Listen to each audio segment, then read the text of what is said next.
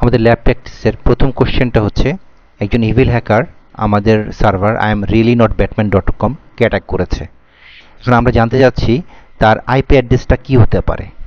তো IP address বের করার জন্য আমাদের যে কাজটা করতে হবে, আমরা স্প্লাঙ্কে যাব।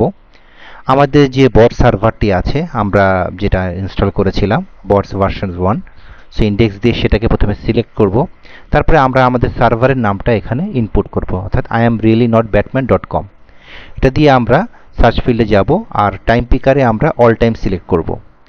সিলেক্ট করার পরে আমরা যখন সার্চ বাটনে ক্লিক করব, আমরা প্রথমে iamreally.batman.com এই সার্ভারের আমরা একটা হেডার ফাইল পাবো। তো এখানে আমাদের অনেকগুলো ফিল্ড আছে, ইন্টারেস্টিং ফিল্ড, আমরা যেগুলো আমি আপনাদেরকে এর আগে বলেছি। তো এখান থেকে আমরা এর সোর্স হেডারটা খুঁজে বের করব। এবং দেখেন এখানে সোর্স আইপি নামে যে হেডারটা আছে, এটা আমরা ক্লিক করলে আমরা এখানে তিনটে ভ্যালু পাবো। এখানে তিনটি আইপি অ্যাড্রেস আছে, যে তিনটি আইপি অ্যাড্রেস এই ওয়েবসাইটের সাথে কন্ট্যাক্ট করেছে।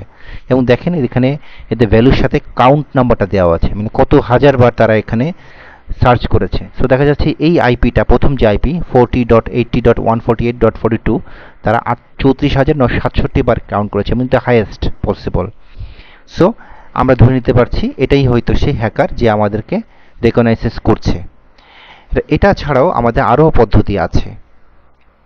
দেখুন উত্তরটা 40.8 বা 158।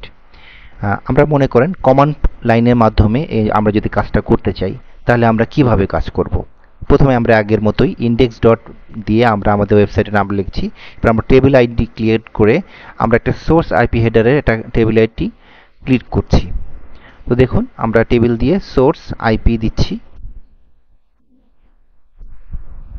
আমরা একটা টেবিল চাচ্ছি যেখানে সোর্স আইপি থাকবে, এবং status count by source IP, এবং কতটুকু এই সোর্স আইপি কতবার এখানে সাউন্ড করেছে, এবং কাউন্ট অপশন দিয়ে আমরা কাউন্টিংটা করতে যাচ্ছি। তো আমরা এখানে কাউন্ট অপশনটা দিলে এখানে মাইনাস অপশন দিয়েছি প্রথমে। সো এখানে দেখেন একইভাবে যে সোর্স আইপি এগুলো শো করছে এবং কাউন্টে, এবং সর্বোচ্চ একই রেজাল্টে আমরা পেয়েছি। সো আমরা কমান্ড লাইনের মাধ্যমেও এভাবে কাজটা করতে পারি। আর কাউন্টে আমরা যদি এখানে প্লাস দিই, তাহলে ছোট থেকে বড়টা দেখাবে। দেখেন একই জিনিস, এই তিনটে আইপি আসবে, বাট এক্ষেত্রে যেটা হবে এর সাথে ছোট থেকে বড়, আগে বড়টা আগে ছিল, এবার ছোট থেকে বড় হয়েছে। এইভাবে আমরা কমান্ড লাইন ইউজ করেও, স্পেল কমান্ড দিয়েও আমরা স্প্লাঙ্কে আমরা আমাদের টার্গেটকে খুঁজে বের করতে পারি। সো আমরা ব্যাপারটা আমরা আরেকটু পরিষ্কার করার জন্য আরেকটা পদ্ধতি ব্যবহার করতে পারি, অর্থাৎ আমরা আমাদের ওয়েব সার্ভের সাথে আমাদের সোর্স আইপিটা দিয়ে দিতে পারি। মানে আমরা যে অ্যাটাকার যে সোর্স আইপিটা, সেটাকে আমরা এন্ট্রি করতেছি যে 40.148.142। তো এই এন্ট্রি দিয়ে আমরা আরেকবার সার্চ দিচ্ছি। আমরা দেখতে চাচ্ছি আমাদের যে অ্যাটাকারের যে ডেস্টিনেশন আইপিটা, সেই আইপি ফিল্ডে এরা কাকে কাকে টার্গেট করেছে। তো এখান থেকেও আমরা আরও পরিষ্কার হতে পারবো। দেখেন এখানে ডেস্টিনেশন আইপি ব্লটে ফিল্ড আছে। তো এখানে ক্লিক করে দেখা যায়, দেখেন এর সবচেয়ে মেন টার্গেট হচ্ছে 192.168, অর্থাৎ যেটা হচ্ছে আমার iamreallynot.batcom এর আপনার আইপি অ্যাড্রেস। সো এটাই ছাড় প্রথম টার্গেট। সো আমরা আমাদের টার্গেটকে খুঁজে পেয়েছি। পরবর্তী কোশ্চেন হচ্ছে আমাদের ভালনারেবিলিটি স্ক্যানার কোনটা ইউজ করেছে হ্যাকার, এটা খুঁজে বের করতে হবে। What was the web vulnerability scanner used by the hacker. তো এটা বের করার জন্য আমরা কি করব, আমরা আমাদের আগের মতোই ইন্ডেক্স লিখব।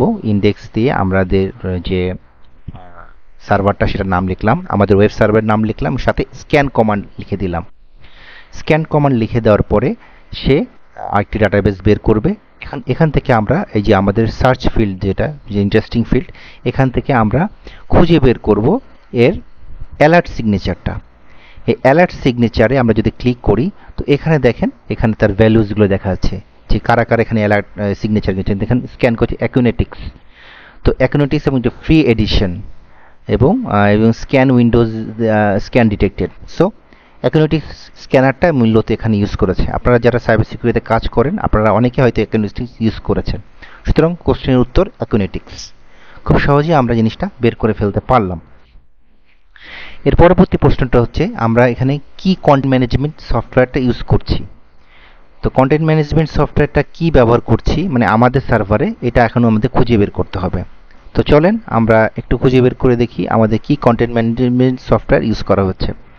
তো এখানে আমরা আগের মতোই সেম আমরা ইন্ডেক্সটা লিখলাম এবং আমাদের ওয়েব সার্ভারের নামটা লিখে শুধু জাস্ট সার্চ দিলাম। এখানে কোনো স্ক্যানারেরও প্রয়োজন নেই। তো তো এটা দেওয়ার পরে আমরা এখানে আমাদের এই যে ইন্টারেস্টিং ফিল্ড আছে, এখান থেকে আমাদের কিছু ইন্টারেস্টিং ফিল্ড খুঁজে বের করতে হবে, অর্থাৎ সোর্স হেডার্স। এটা আমরা খুঁজে বের করব। দেখেন এখানে সোর্স আইপি এবং উপরে সোর্স হেডার্স, এখানে ক্লিক করছি। ক্লিক করে দেখেন এখানেও কিন্তু দেখাচ্ছে জুমলা অ্যাডমিনিস্ট্রেশন ইন্ডেক্স পিএইচপি জুমলা। এটা হচ্ছে আমাদের কন্টেন্ট ম্যানেজমেন্ট সার্ভার, যেটা আমরা ইউজ করেছি আমাদের জন্য। এছাড়াও এটা ইউআরআই বলে একটা ফিল্ড আছে, ইউআরআই। এ দেখেন এখানে ক্লিক করলেও আপনারা সেম ওয়েতে জানতে পারবেন এখানে কন্টেন্ট ম্যানেজমেন্টটা কি করা হয়েছে। এছাড়াও আরেকটি হেডার আছে যেটা এটা প্রকাশ করে রিকোয়েস্ট। সো দেখেন রিকোয়েস্ট হেডারেও কিন্তু একইভাবে দেখাচ্ছে যে কোন কন্টেন্ট ম্যানেজমেন্ট সফটওয়্যারটি ইউজ করা হয়েছে। তো এভাবে আমরা সহজেই জিনিসটা বের করতে পারলাম। তাহলে what is the content management system used by this server? The answer is Joomla. Thank you.